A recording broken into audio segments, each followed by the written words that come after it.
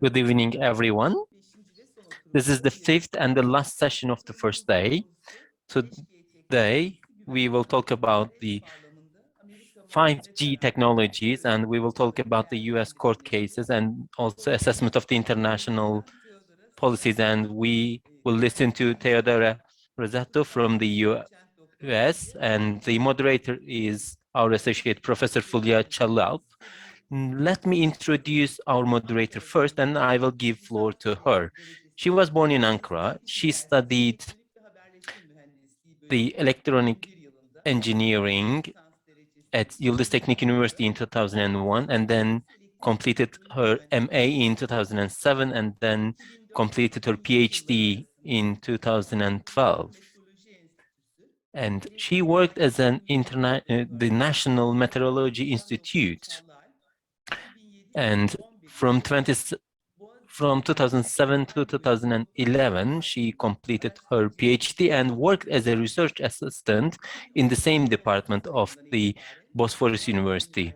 And she has been working at Marmara University in the Department of the Electric and Electronic Engineering from 2016 to 2018. She worked as a visiting professor in Bangkok in the Department of Electronics again. She is working on the electromagnetics impact on health and social methods, and also she has a broad scope of interest. She has 33 articles and 12 other publications and also one book chapter. You can ask your questions by using the Q&A box, and at the end of the session, our presenter will answer your questions. Yes, the floor is yours, Professor. Okay, good evening, everyone. Thank you all for watching us and joining to this conference on this Friday evening at this time.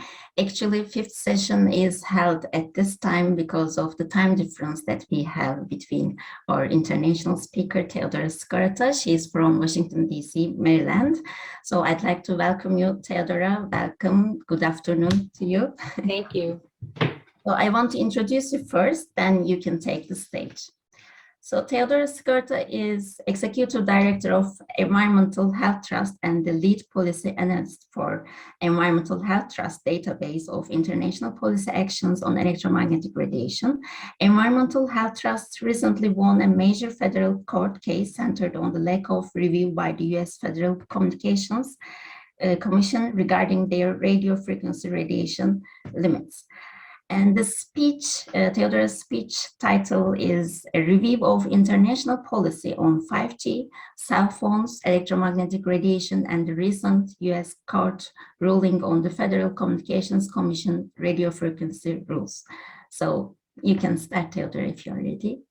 Thank you very much, and I'm really thankful to be here today. The background is that for many years, we have, and many organizations have been trying to get a review of the limits that were set in 1996.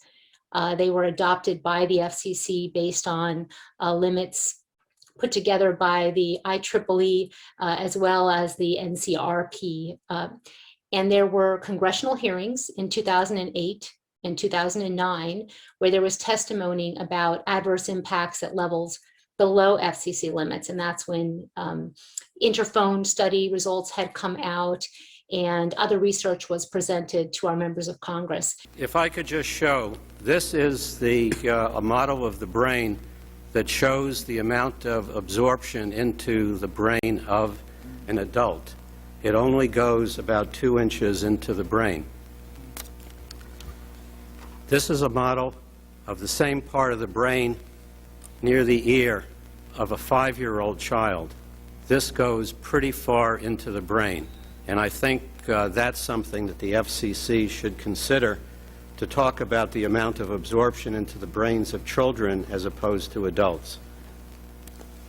This model, Dr. Huberman, is, an adult brain model. Is that what you're saying? That's correct. And then where where does on this model, where's the cell phone?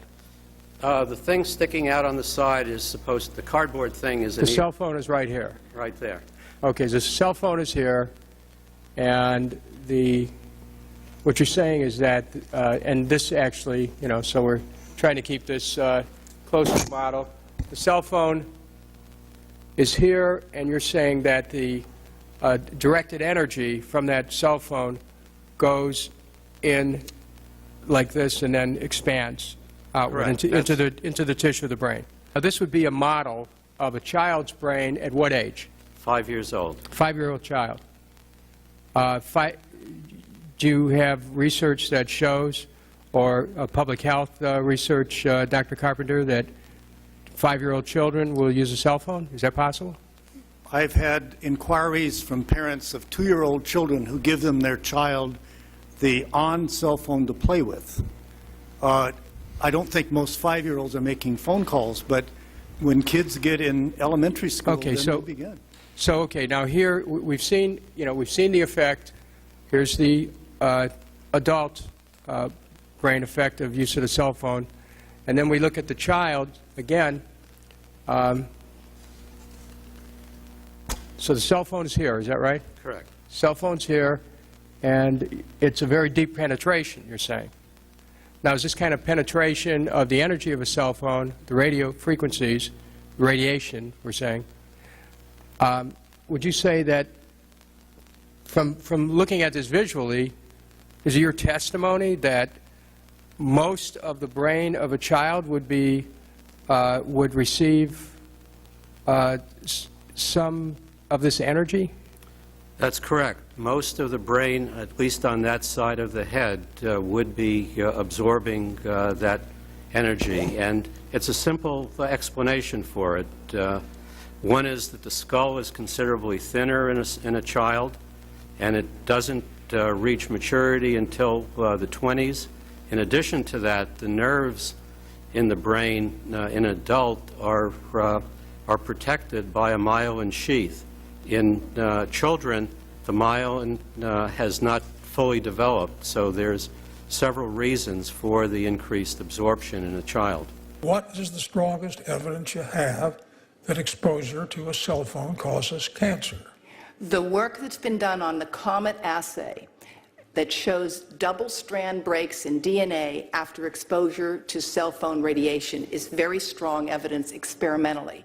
If we tie that with the human studies of Dr. Sadetsky and others that have looked at people who have 10 years of exposure or more, we put that together and we have strong evidence. But if I have a cell phone, and I ask your professional opinion on this, and I was going to talk on it like this, or if I could use this device here, which I plug into it, and then put this in my ear, like this, and hold this away from me, and I could talk here. There's my little microphone here.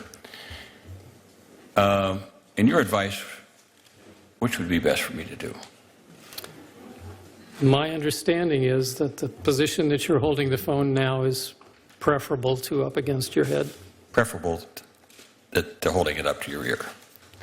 So you would advise people who might be using cell phones as a precaution, because we don't know the weight, but if they can do this, they would be better to have some kind of device like this.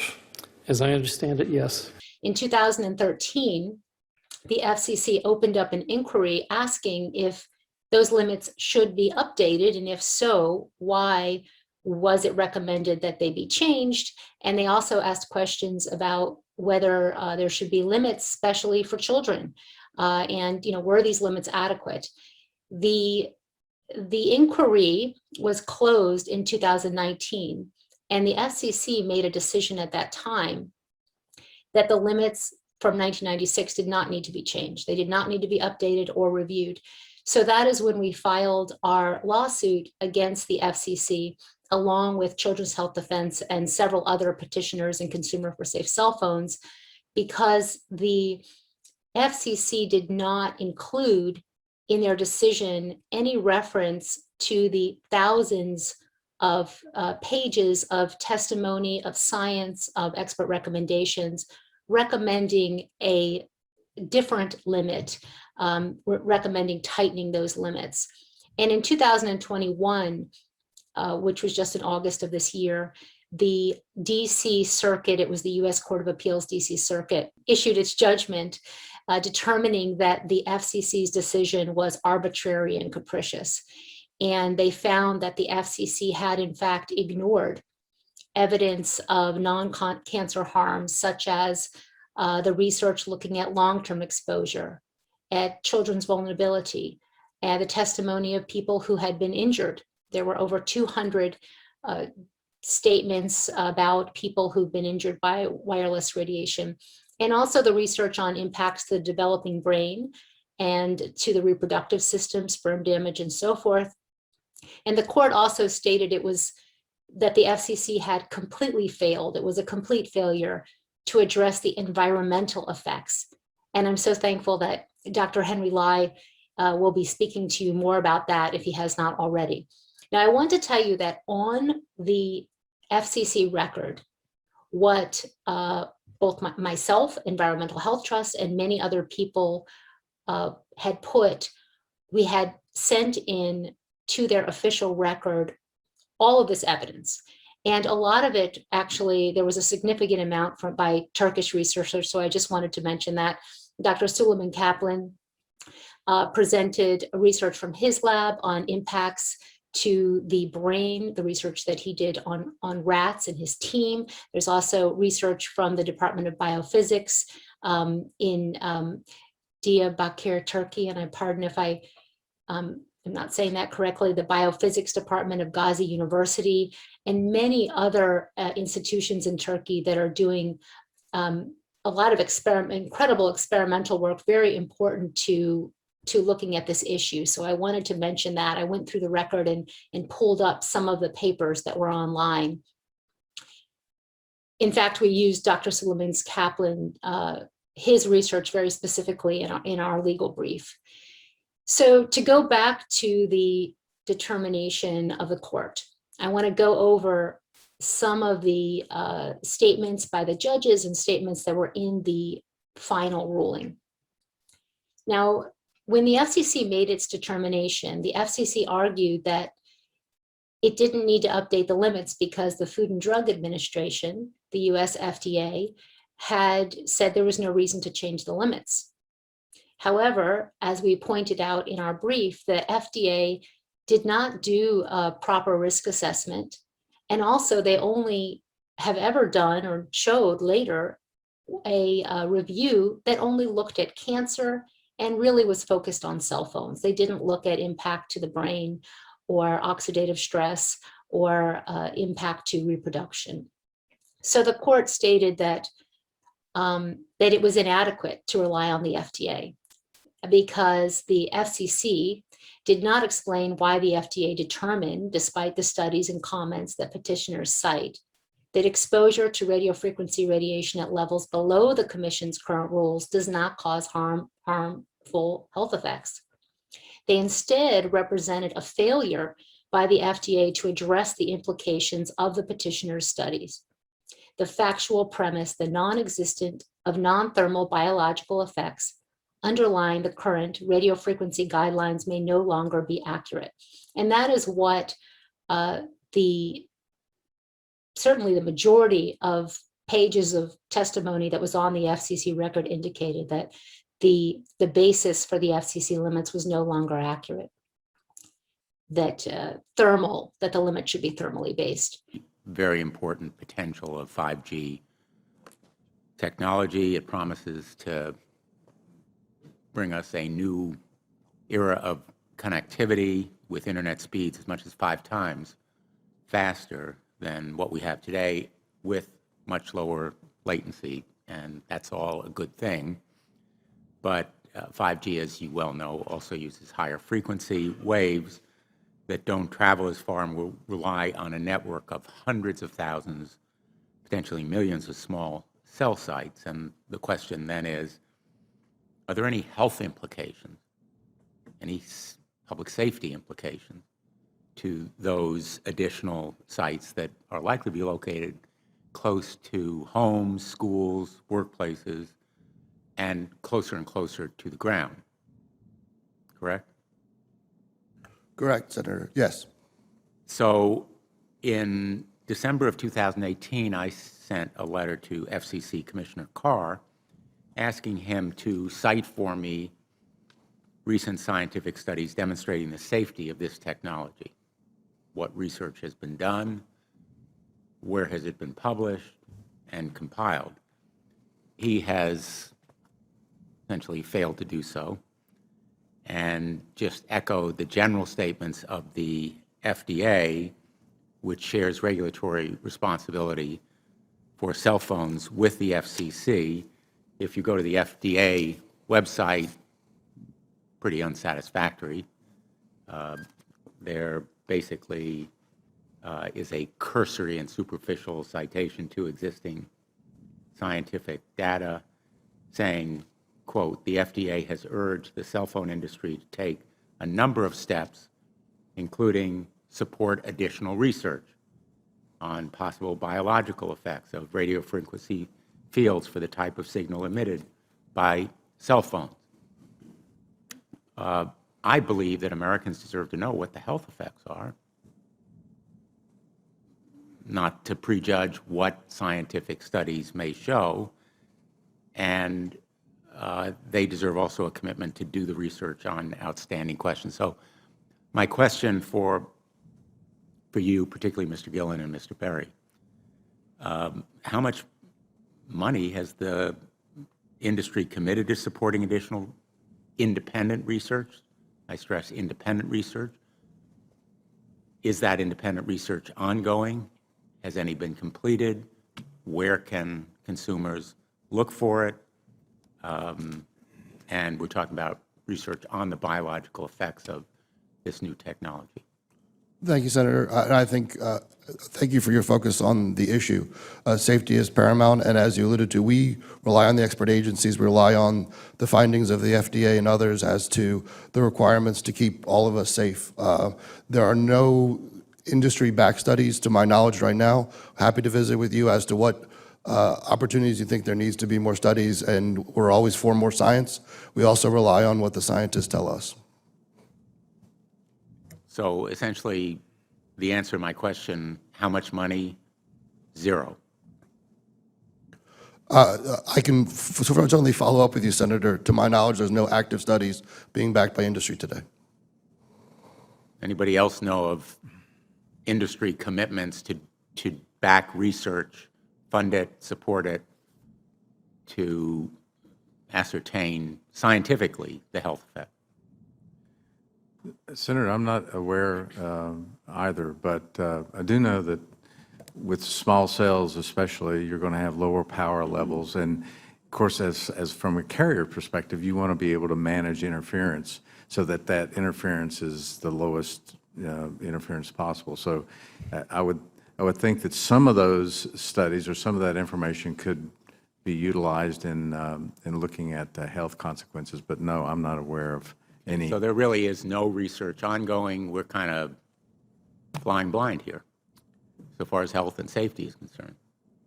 And the other thing that came out and was highlighted in our court decision was that there has been no systematic review of the totality of evidence by any U.S. health or safety agency. So the Environmental Protection Agency, the National Cancer Institute, the Department of Labor, and the National Toxicology Program, none of those institutions filed any substantive comments, any comments with recommendations based on their own review of the science. In the United States, the Environmental Protection Agency was defunded from working on this issue in 1996. So of course, these agencies, except for the NTP, do not have anything to say because they haven't actually looked at this with any experts. They haven't reviewed the science adequately. And the court ruled that the silence of other expert agencies does not constitute a reasoned explanation of the Commission's decision to terminate its notice of inquiry, for the same reason that the FDA's conclusory statements do not constitute a reasoned explanation. So that is a situation in the United States where we really have silence from our agencies that we would assume would be protecting us and doing the research because they have been defunded. Now, the National Toxicology Program, of course, with the NTP study, the animal research on cell phone radiation, could have presented comments about their findings themselves. And they were, in fact, told to do that by the Department of Labor, but they were not requested to do so. So those comments are not on by that agency, although that study was, of course, submitted, and we submitted many comments about it. There were medical recommendations that were ignored by the FCC, and the court noted that. The court noted that the American Academy of Pediatrics, that's our nation's largest group of medical doctors, urged the commission to adopt limits that account for the use of radiofrequency radiating emitting devices by vulnerable children and pregnant women. And I have a quote here from the judge. I won't read the whole thing, but they noted that the courts contained substantial information and material from the American Academy of Pediatrics, the Council of Europe, the cities of Boston and Philadelphia, medical associations, and thousands of physicians and scientists from around the world, who were talking about the effects from radiofrequency at levels that were below FCC limits. And we have all of this on our website, but the American Academy of Pediatrics, not only did they submit to the record, but they do have recommendations on how to reduce exposure to wireless radiation. And they have written several letters to the US government calling for protections for children and for pregnant women. And that, and I should note as well, the Vienna Medical Association, the Italian Society for Preventative and Social Pediatrics, the Russian National Committee on Non-Ionizing Radiation Protection, the Athens Medical Association, the Pan-Cyprian Medical Association, Swiss Physicians Associations, all have recommendations on how to exposure, and they state that people should reduce exposure, not just if you want to, you can, or if you are worried, here's how you do it. But we recommend that you keep the cell phone away from your head, use speakerphone, avoid carrying the phone against your body, minimize your use, choose corded phones, and learn airplane mode, flight mode, and prefer hardwired computers with Ethernet. And just as an example of what we talked about actually in our brief was how the way that people are using devices is very different from 1996 when these limits were first set. So this is called the swipe and feed. It is a holder for a bottle where the phone goes in and you can text and nurse your baby at the same time. This is a bouncy seat for the iPad. This is a toilet training seat that has a place for the iPad. This is happening in our schools where children are having cell phones. They put in this cardboard box, they put them up to their eyes to view different movies. We have worker exposures. I know you've talked about this in the conference, that are absolutely not, they weren't envisioned 25 years ago when these limits were set. Here's a man driving with 1, 2, 3, 4, 5, there's actually 6 cell phones in here. Here's a bus driver with a router. He probably has a cell phone right here as well, and perhaps even another radiating device on him. Here's someone in a bus with the phone on the head, streaming music probably. The phones to the mother right near the baby's head. A man at the beach with the phone on his abdomen. And none of these positions and this amount of use has been adequately covered in the way that the testing is done, and certainly not the research that has been done on long-term exposures that is just inadequate to capture the way that we use devices today. So in US homes, there could be 20 wireless devices in any one home. So the court order to the FCC in August was to provide a reasoned explanation for its decision to retain its testing procedures for determining whether cell phones and other portable electronic devices comply with its guidelines. And I sort of skipped over this, so I'll just mention that a piece of our argument to the court was that cell phones exceed limits when tested in body contact positions, like in the bra or in the pants pocket.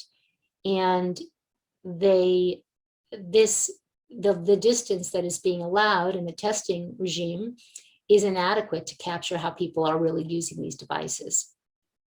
The second piece of the court order was that the FCC had to address the impacts of radio frequency radiation on children. And quite specifically, the court noted that the impacts to brain development had not been addressed by the FCC. The court ordered the FCC to address the health implications of long-term exposure, the ubiquity of wireless devices, and other technological developments that have occurred since the commission last updated its guidelines, of course, in 1996. And really importantly, is to address the impacts of radio frequency radiation on the environment.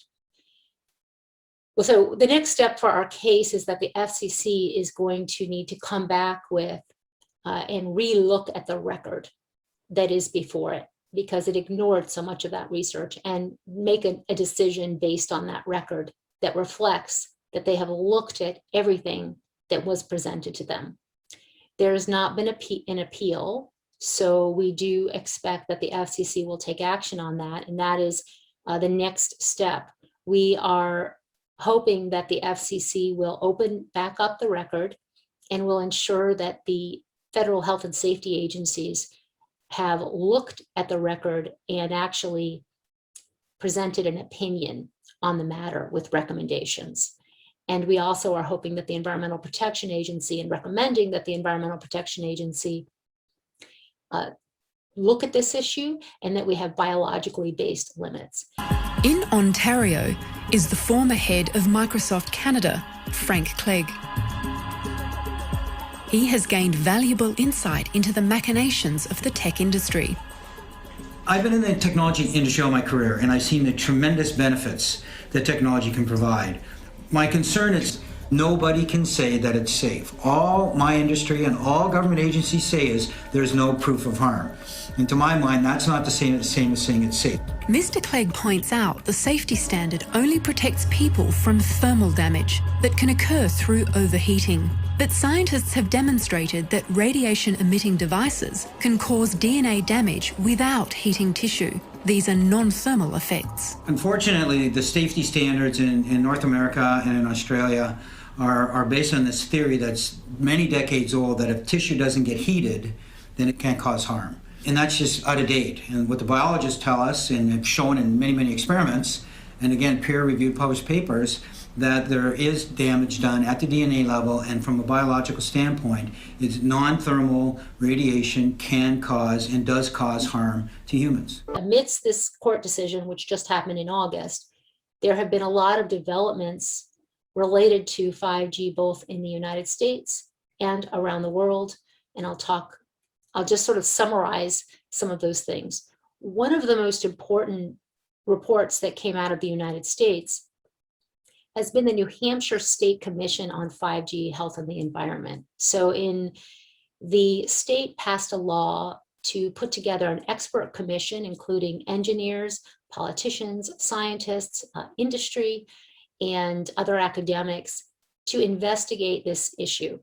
They had 1 year, and they met interviewing various scientists. They had the US NIH National Toxicology Program scientists presenting to them.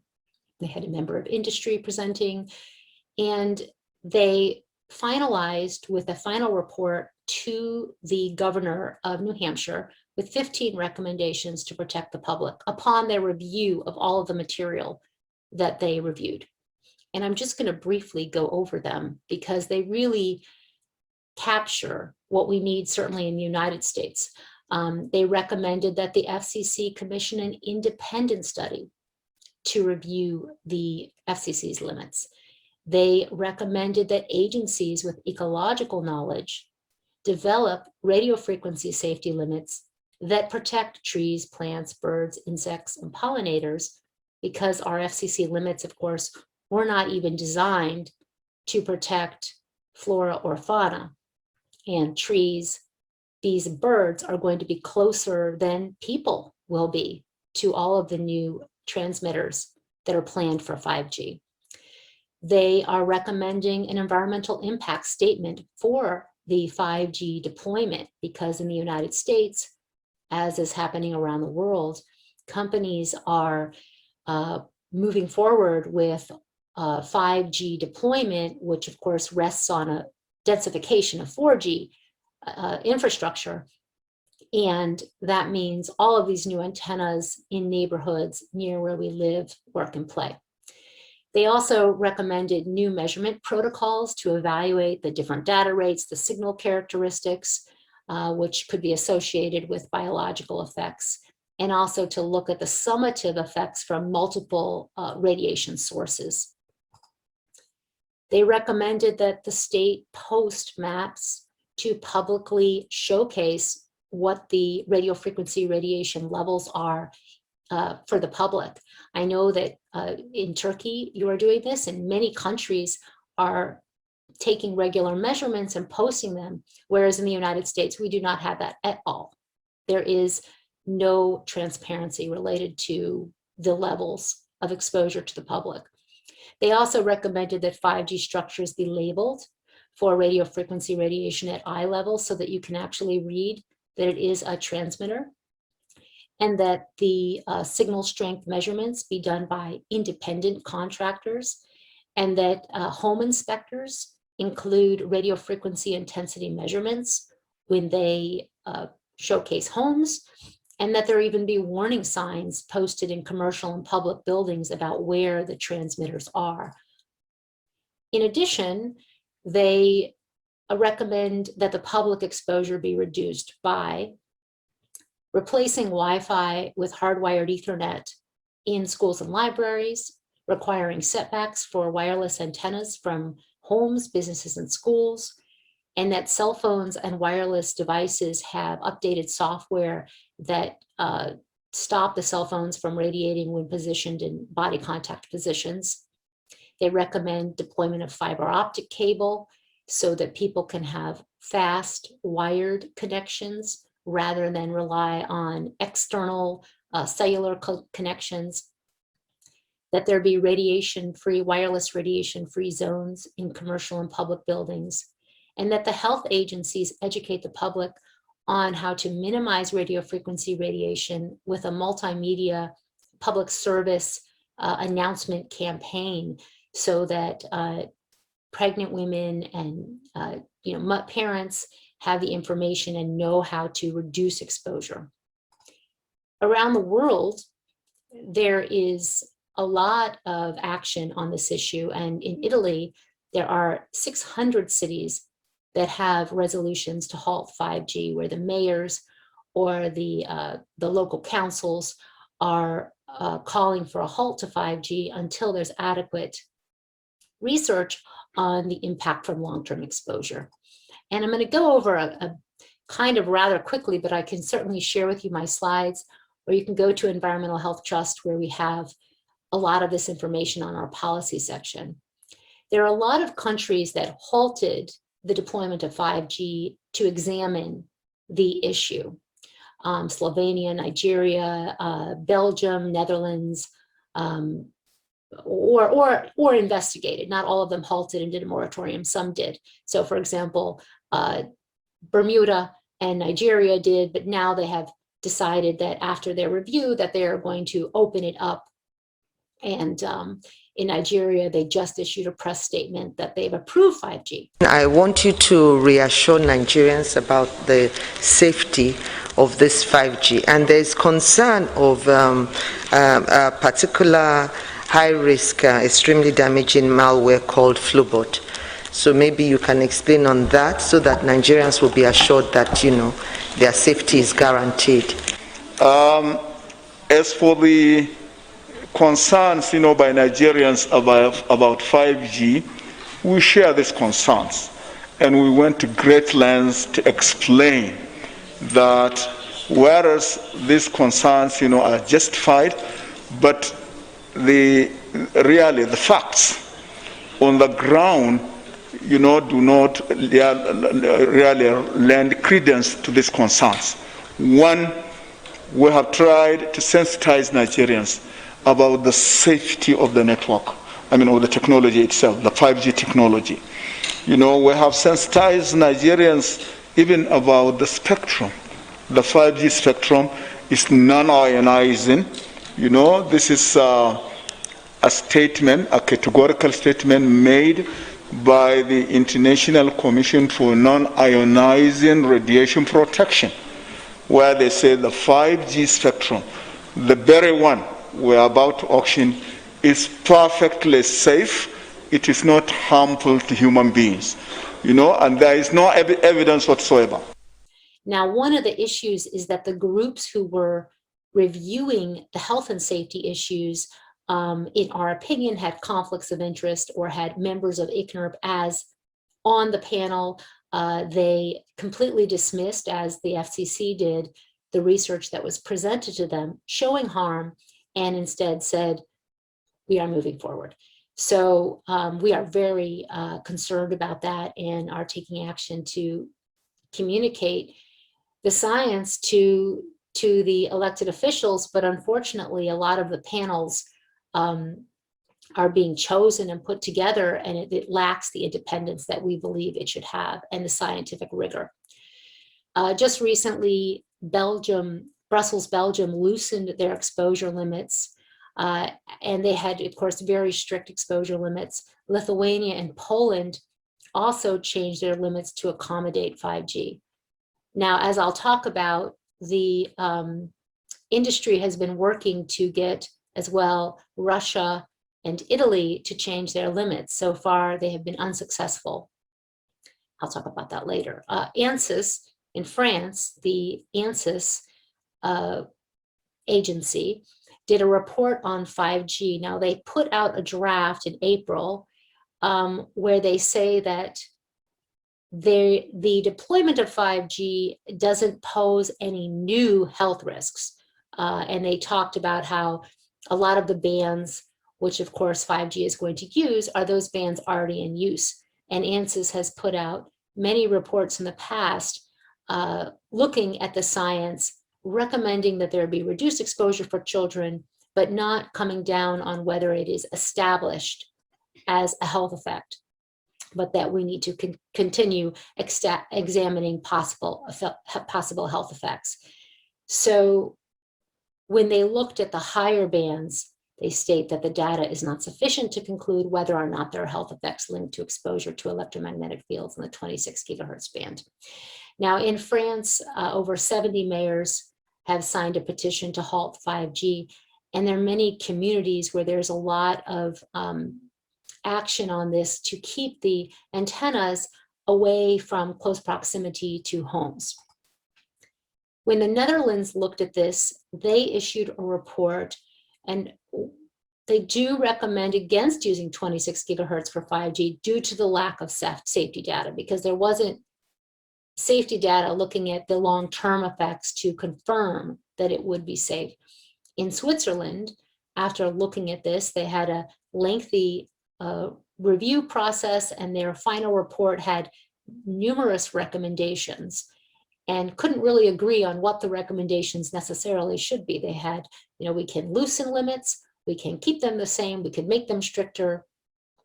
And ultimately, the parliament voted after that report, and they refused to weaken their radio frequency radiation limits after the report. In fact, they've maintained them, even though there was a very heavy, a lot of lobbying to change them.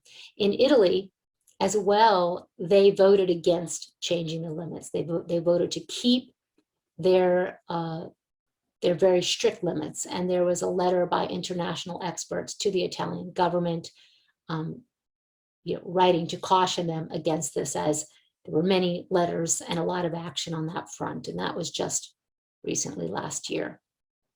You may have already talked about this, so I won't.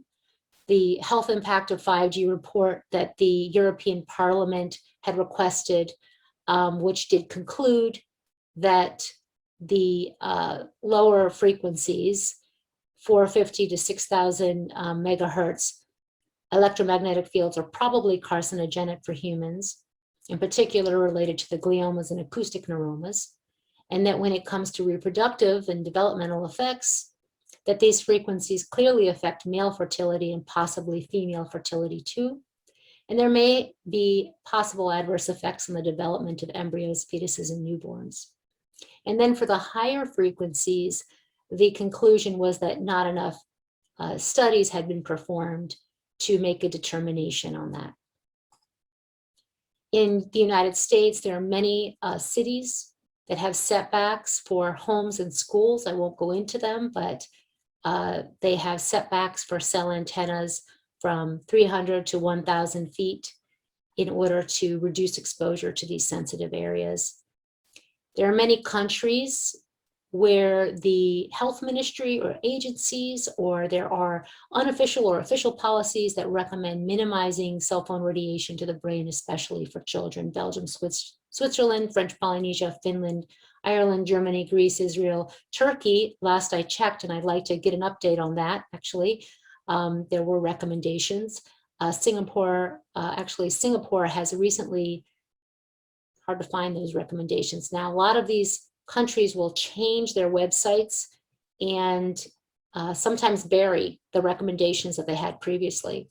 Even the United Kingdom has these recommendations, but most people in the United Kingdom aren't even aware that these recommendations exist. Russia, Denmark, India, Australia, Austria, Cyprus, Canada, Italy, Korea, Sri Lanka, Croatia, and Krakow, Poland, which has a lot of their conferences online that you can watch as well. And in the United States, I talked about the American Academy of Pediatrics, the Connecticut Department of Health, as well as the California Department of Health, recommend reducing exposure to kids.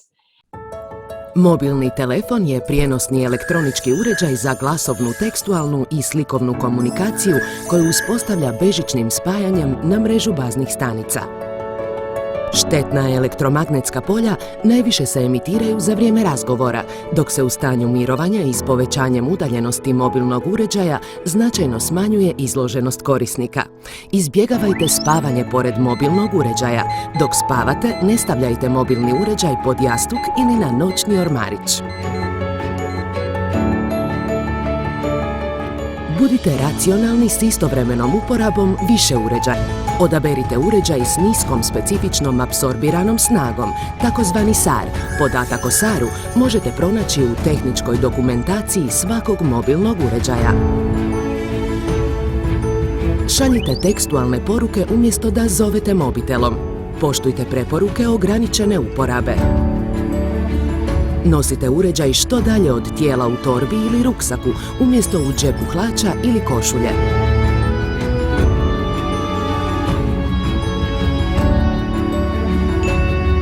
Mobilni uređaj najviše emitira elektromagnetska polja tijekom razgovora ili prijenosa podataka.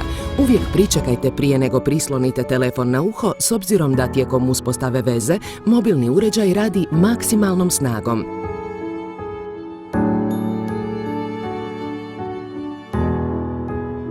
Ne razgovarajte na uređaj tijekom punjenja, uključite zvučnik ili rabite slušalice, te skratite vrijeme razgovora na mobilnom uređaju.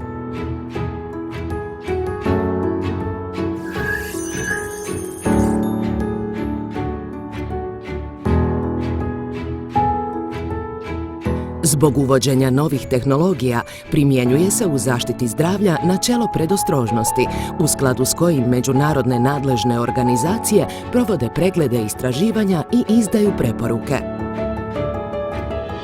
Ovaj edukativni materijal dio je planiranog informiranja javnosti o utjecaju visokofrekventnih elektromagnetskih polja i neionizirajućeg zračenja baznih postaja javnih pokretnih komunikacijskih mreža na zdravlje ljudi, te je u skladu s predviđenom mjerom 10. strategije razvoja širokopojasnog pristupa u Republici Hrvatskoj u razdoblju od 2016. do 2020. godine.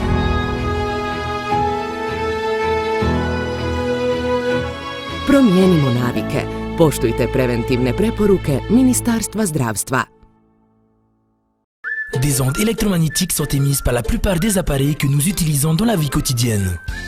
Pour s'en protéger efficacement et bien utiliser son mobile à la maison comme au travail, adoptons les bonnes pratiques. Retrouvez toutes les informations sur dgen.pf.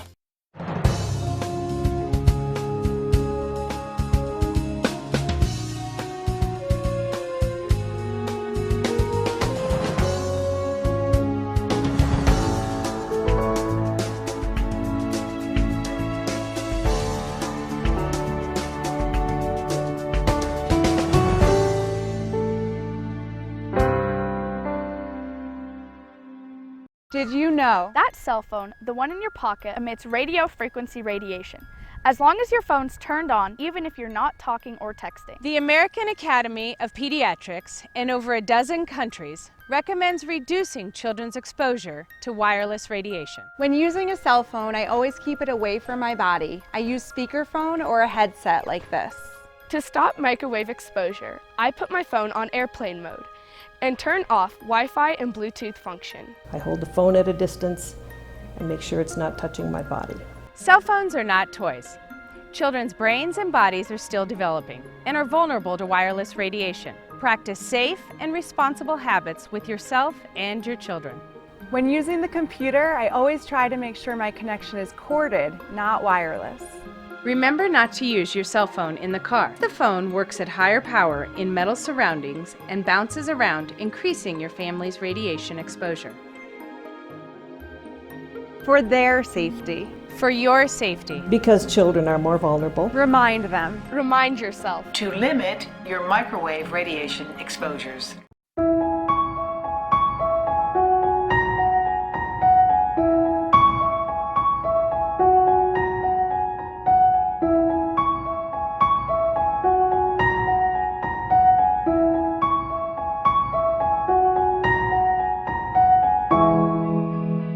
Τα παιδιά μας εκτίθενται καθημερινά σε ένα ηλεκτρονικό νέφος, το οποίο δημιουργείται από την ακτινοβολία που εκπέμπουν τα κινητά τηλέφωνα, tablets και οι συνδέσεις μέσω Wi-Fi και άλλα παρόμοια. Η ακτινοβολία αυτή, σύμφωνα με τον Παγκόσμιο Οργανισμό Υγείας, είναι πιθανώς καρκινογόνα για τον άνθρωπο. Σύμφωνα με νεότερες έρευνες, η ακτινοβολία αυτή είναι πιθανό να προκαλέσει και άλλες σοβαρές επιδράσεις στην ανάπτυξη και λειτουργία του εγκεφάλου, του αναπαραγωγικού και άλλων συστημάτων του εμβρίου και του παιδιού, να προκαλέσει καταστροφή των νευρικών κυττάρων και του DNA, διάσπαση της προσοχής, διαταραχές στη μάθηση και άλλες νευρολογικές παθήσεις. Τα παιδιά είναι πολύ ευάλωτα. Μπορούμε όμως σε σημαντικό βαθμό να τα προφυλάξουμε από ένα σοβαρό κίνδυνο. Φτάνει να μάθουμε πώς.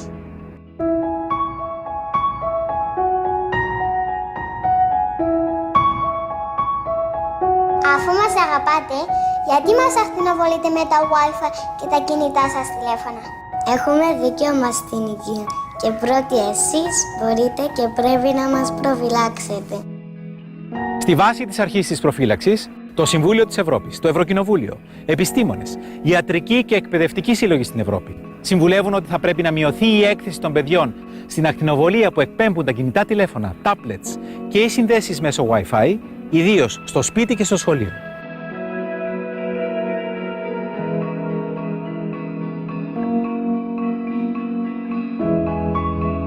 Η έκθεση των παιδιών σε ηλεκτρονικό νέφος εγκυμονεί κινδύνους. Η χρήση των κινητών και συσκευών Wi-Fi από παιδιά μικρότερα των 14 ετών πρέπει να αποφεύγεται. Προφυλάξτε την υγεία και το μέλλον των παιδιών σας. Το ίδιο ισχύει και για την έγκυο. Οι έφηβοι ποτέ δεν βάζουν το κινητό στο υπνοδωμάτιο τους, στις τσέπες τους, στα μπράτσα ή κοντά στο στήθος τους. Πάντα χρησιμοποιούν hands-free και κρατούν το κινητό μακριά από το σώμα τους. Αξιοποιώ την τεχνολογία σωστά. Γνωρίζω τους κινδύνους και δεν εξαρτώμαι από αυτή. Χρησιμοποιώ ενσύρματη σύνδεση για τον υπολογιστή του σπιτιού μου και ενεργοποιώ το Wi-Fi και τα δεδομένα κινητής τηλεφωνίας μόνο όταν χρειάζεται και ποτέ όταν τα παιδιά μου είναι κοντά. Δεν χρησιμοποιώ κινητό τηλέφωνο στο αυτοκίνητο όταν τα παιδιά μου βρίσκονται σε αυτό. Η έκθεση στην ακτινοβολία είναι πολύ μεγαλύτερη. Προστατεύω πάντα τα παιδιά μου. Η Γαλλία ήδη με νόμο απαγόρευσε τη χρήση Wi-Fi σε παιδικούς σταθμούς και σε χώρους όπου φιλοξενούνται παιδιά κάτω των 3 χρόνων. Επιτρέπει ελάχιστη χρήση στα σχολεία κάτω από αυστηρούς περιορισμούς.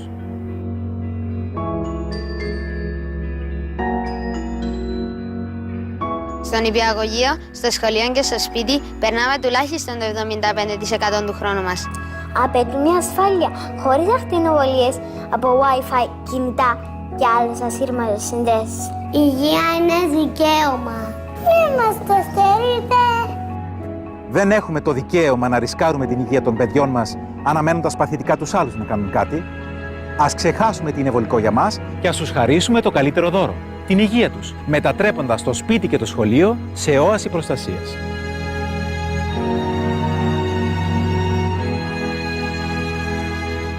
Το σπίτι μου είναι όαση αγάπης και ασφάλειας. Σβήνω τα Wi-Fi και άλλες ασύρματες συνδέσεις όταν δεν χρησιμοποιούνται και κυρίως όταν τα παιδιά είναι στο σπίτι και τα κλείνω πάντοτε το βράδυ. Αξιοποιώ το κουμπάκι on-off.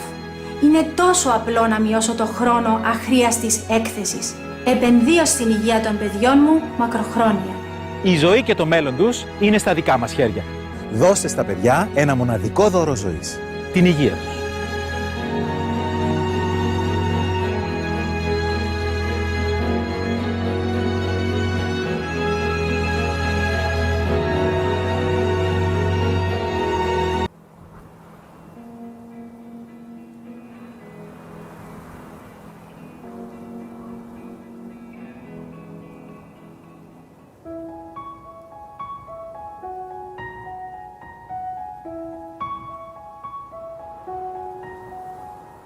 Στο Μακάριο Νοσοκομείο προφυλάσσουμε τα παιδιά από την ακτινοβολία της ασύρματης επικοινωνίας, ιδίως των κινητών τηλεφώνων και του Wi-Fi.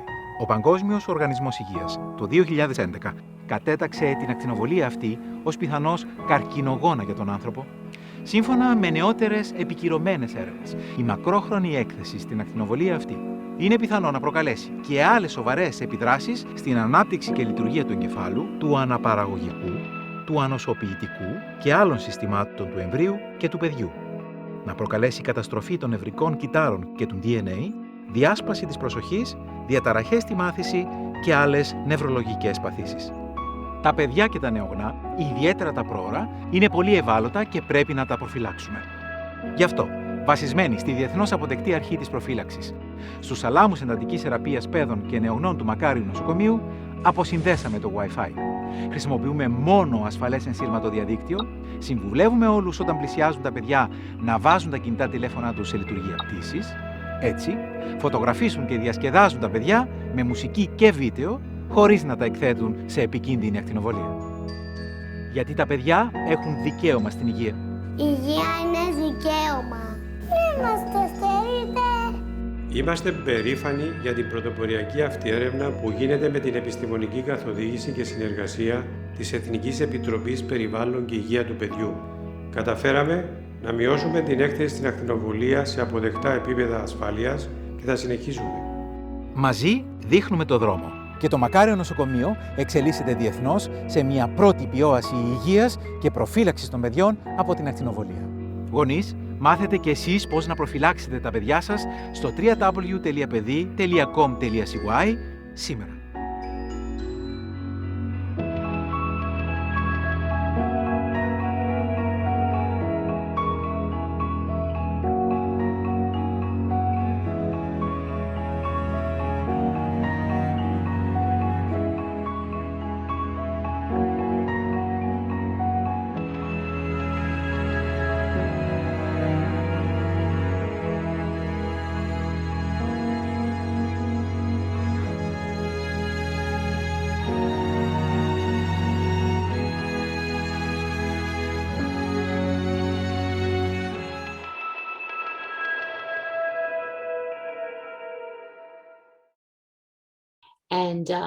And actually many more. And many, of course, countries have cell tower limits, network limits for the environmental levels that are much lower than ICNIRP, or sometimes they have policies for more protections near schools and homes or hospitals.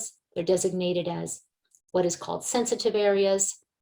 And I have those listed here: China, Russia, Canada, Israel, Bulgaria, Belgium, Chile, Serbia, Slovenia, and many cities, countries in Europe, Italy, Switzerland, India, and Greece.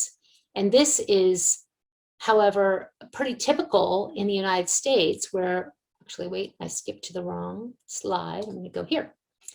In Belgium, just to kind of do a view of different cell phone rules and regulations around the world, Belgium has banned the sale of mobile phones designed for children because of the radiation. So phones designed for children under 7 cannot be sold. And France and French Polynesia also have that rule. There's a ban on mobile phone advertising to children in France, Belgium, French Polynesia, and Russia. Phones have to be labeled with the SAR on the device at point of sale in France, Israel, India, Belgium, Russia, and Korea. And France tests cell phones for SAR compliance, and Wi-Fi is banned in nurseries and kindergartens in France, Israel, Cyprus, French Polynesia, and Belgium, and actually a lot of localities in Spain and Italy have recommended this as well. And there are a lot of recommendations and policies to reduce Wi-Fi exposure in schools in several of those countries. So in France, the ANFR, the agency that tests the frequencies, has been testing cell phones in body contact positions. And in 2016, it was revealed that the majority of them, when they were tested at body contact, like body contact, touching the body, straight touching the body, that they exceeded the limits.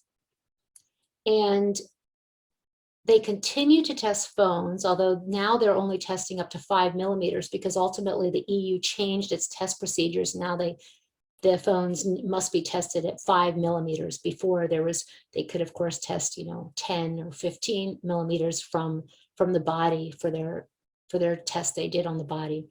23 phone models have been software updated or withdrawn from the market due to these tests showing excessive levels. And there was a very important paper published in 2019 by Professor Gandhi, who examined this data from the ANFR phone tests and found that if you used the US FCC averaging and rules, their test methods, that in fact the phones would exceed US FCC limits up to 11 times over FCC limits. And so we presented this to the FCC. It was a very important part of our case. And you can learn more about that at PhoneGate. The French government has recently released test results showing that 9 out of 10 phones tested exceed current government limits by as much as 3 to 4-fold. Phones are in fact tested away from the body, but when they were tested by the French government in the shirt or pants pocket equivalent, they issued 3 to 4 times more radiation that is currently approved. In France, they have called this PhoneGate because it's quite similar to Dieselgate. Dieselgate was when the Volkswagen engines were tested and found to artificially lower the amount of pollution emitted when they were hooked up to a computer. What we have here is that the tests were manipulated so that phones passed the tests because they were not being tested in the way they're usually used. The same thing happened with the diesel engines. They passed the tests because those tests did not reflect real-world conditions. Because of this, we are now concerned and want the government in the United States and France and Canada to acknowledge that we need new approaches to evaluating phones, and everybody has a right to know cell phones should never be kept in the pants or shirt pocket. And here are just some examples of how people are using phones. People will often rest their phones right up against the baby, certainly here in the United States, or put the phone in a pocket. There's pockets on these. Just tuck the phone in right to the baby. In France, there's a 2019 order that ensures that phones are labeled to reduce exposure. They recommend speakerphone, limiting children's exposure. So when you buy the phone, they also recommend keeping it away from the belly of pregnant women and keeping radio equipment away from the lower abdomen of adolescents. This is a public bus in Cyprus where they have a campaign that they have run with the Department of Health and also the Cyprus Committee on Environment and Children's Health. It says, don't irradiate me, learn how to protect me. And they have materials to educate the public. Over a dozen countries have stricter limits related to magnetic field, extremely low frequency fields. And some of those are official or unofficial policies, or new builds that when you build new, the levels need to be lower, at 3 or 4 milligauss. And it's an ever-changing field. In the United States, we don't have any limits for magnetic fields.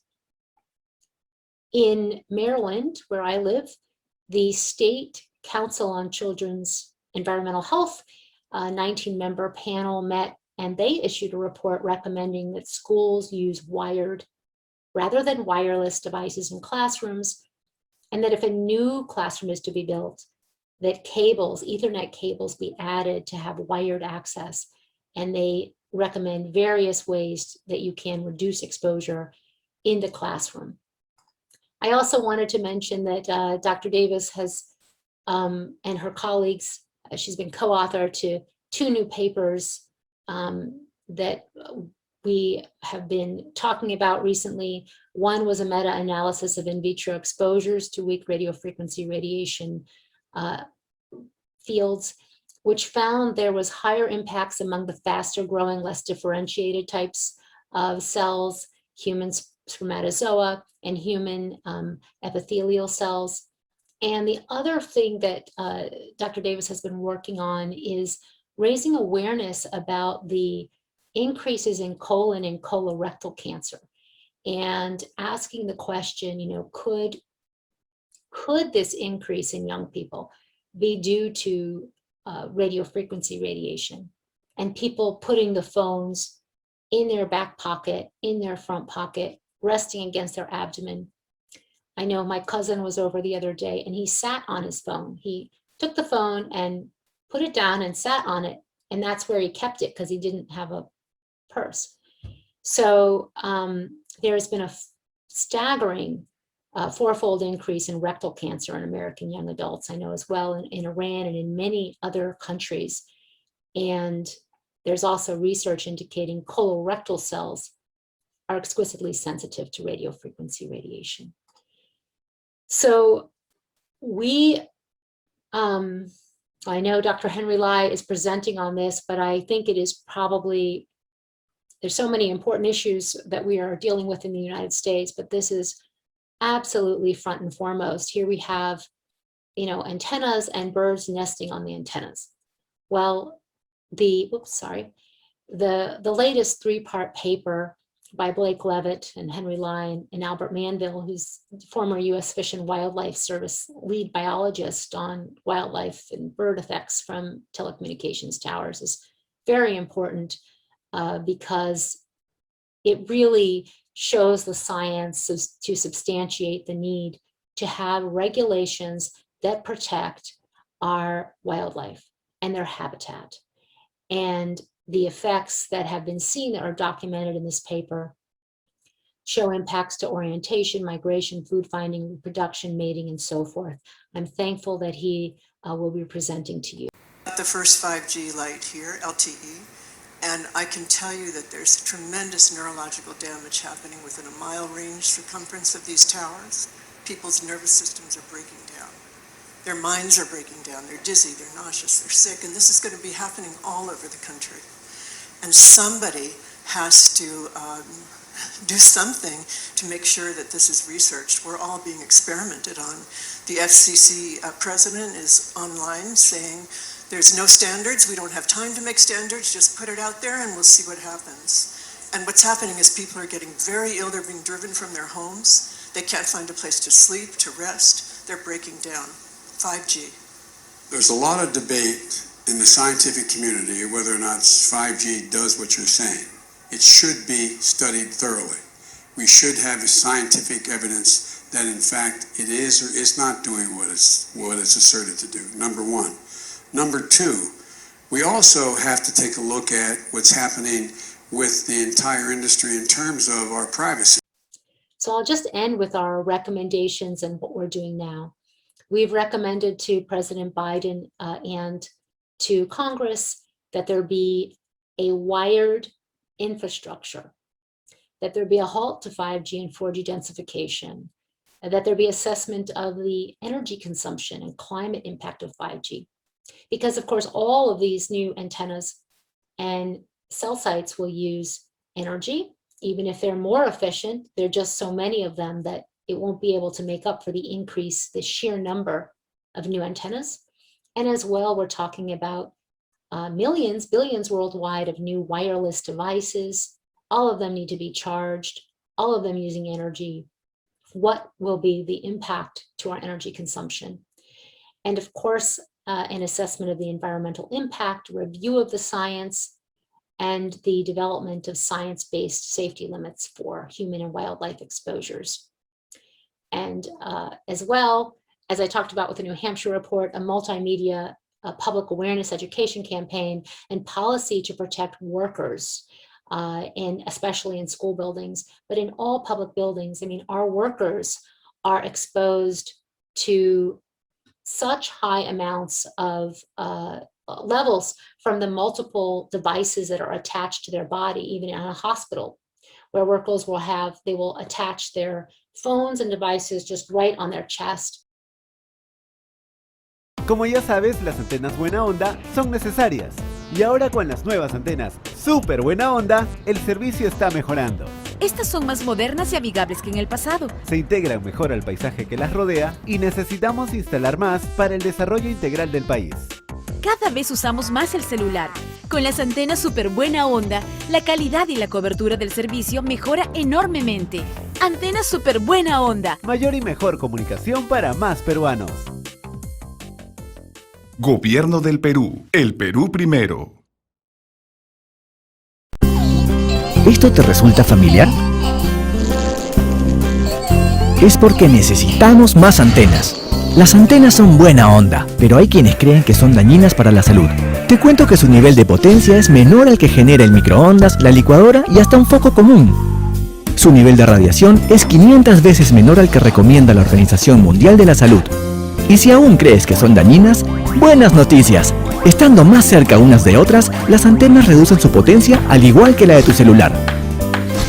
A más antenas buena onda, menos potencia y mejor comunicación. Hoy los lambayecanos nos conectamos más. Está comprobado que las antenas de telecomunicación no producen efectos negativos en las personas y que sus niveles de radiación son más bajos que los de tu TV o radio. Gracias a las antenas podemos conectarnos con las personas que más queremos, pero su rango limitado de alcance no lo permite si estamos lejos de ellas. Es por eso que el gobierno regional promueve la instalación de antenas en toda la región para mejorar nuestro sistema de comunicación y unirnos cada día más. Gobierno Regional de Lambayeque, Gerencia de Transportes y Comunicaciones.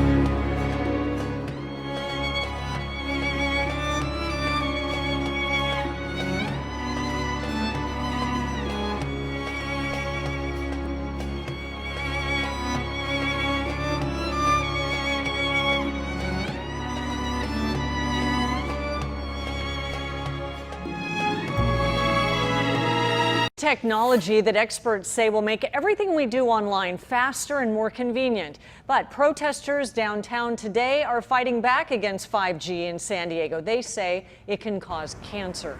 10 News reporter Jennifer De La Cruz is live, and a lot of this technology is already here, Jen. Yeah, you probably don't even notice them, but cell towers are everywhere, especially here in downtown. Like this one behind me, it's that white cylinder you see sitting on top of that light pole. And with 5G coming to San Diego, there's going to be even more of them.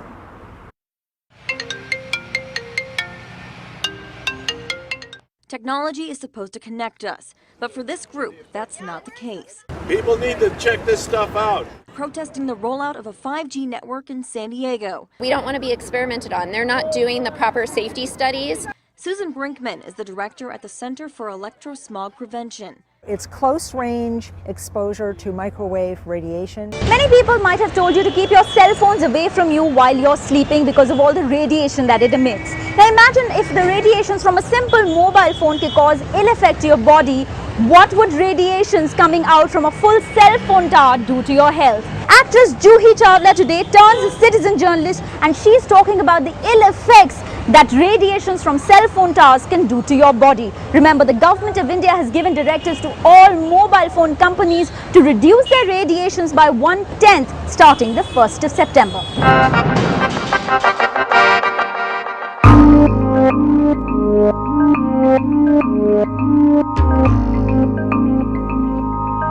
Hi, I'm citizen journalist Juhi Chawla Mehta here. Radiation from cell towers, which have been mushrooming up in our city, on top of residential buildings, near schools, on top of hospitals. The cause that I have been involved with and I would like to spread awareness about is the harm that this can do to our health.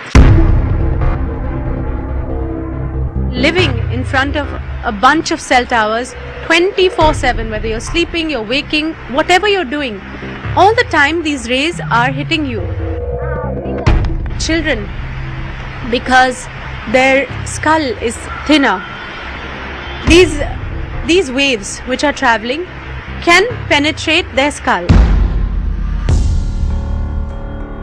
14 mobile cell towers came up almost overnight. We wrote to the Chief Minister once, twice. They did reply, but they told us to address our concern to Mantralay.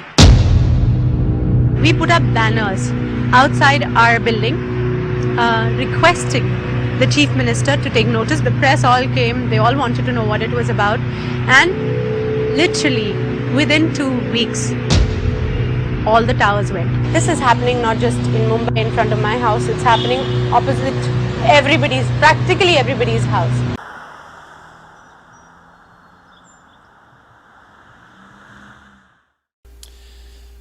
I think it was almost 3 weeks ago. I was working from home and I heard some noise out front and went to the window and saw that they were digging in the little garden in front of my front porch. And that was the first I heard about it. No notification, no letter, no correspondence, nothing prior to them showing up and digging. There was a street light there. It was actually right out by the curb line. They took that pole down, installed a new pole further away from the curb, closer to my property, to hang this new 5G tower on top of it. It's directly in front of my front door. It's a view from the second floor. I have to be fortunate enough to have a balcony. I look at this giant 55-gallon drum looking cell tower right off the front of my property. It's maybe 10 feet from my front porch. I went out on social media a little bit just to vent some frustration, and I did hear from some folks. I think on 3rd Street along Susquehanna Art Museum, there was one installed. One day we saw some guys digging, and we asked what they were doing, and they said, "We're digging a hole." No, we had no warning whatsoever what was going to go into that hole.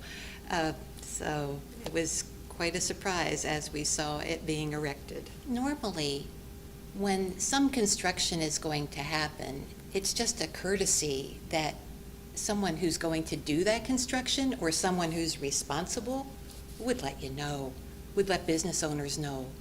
I mean, when we have to do anything at all in the city, we as a nonprofit organization, we have to go through several layers of approval with the city.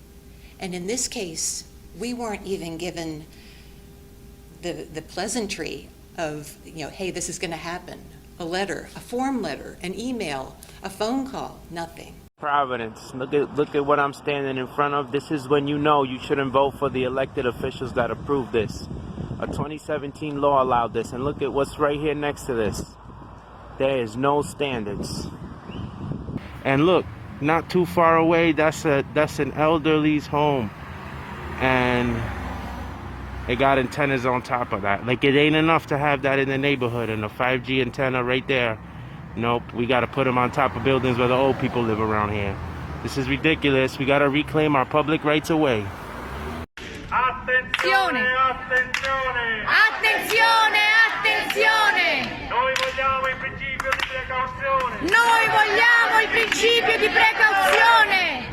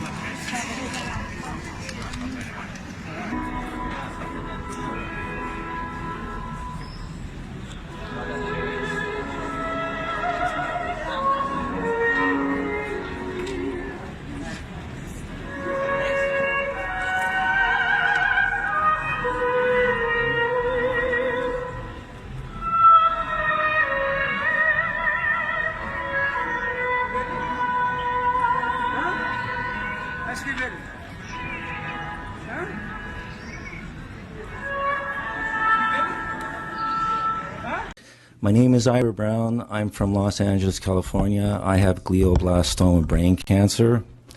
I was diagnosed in 2011. I was an excessive cell phone user, 5, 6, 7 hours a day consistently for years. And I got glioblastoma from that thing. Basically, I'm a caution optimist. I do believe, I have to go a little slow because my brain doesn't work like normal people's do because of my tumor. But I'm not against progress. I'm just against dangerous progress. I know for a fact that people with diseases like cancer and glioblastoma brain cancer do not want anything in their lives to aggravate their condition and make it reoccur on them. If you would only know how much you had to go through to survive this disease, you would rethink this technology. The town of Easton has decided to stop its 5G wireless technology rollout until research and testing shows it's safe for humans and the environment. A 5G cease and desist resolution was unanimously approved by the town on May 7th. The American Academy of Pediatrics and hundreds of medical and scientific experts have advised the Federal Communication Commission to test the long-term safety of 5G technology. Easton is the first town in Connecticut to ban 5G.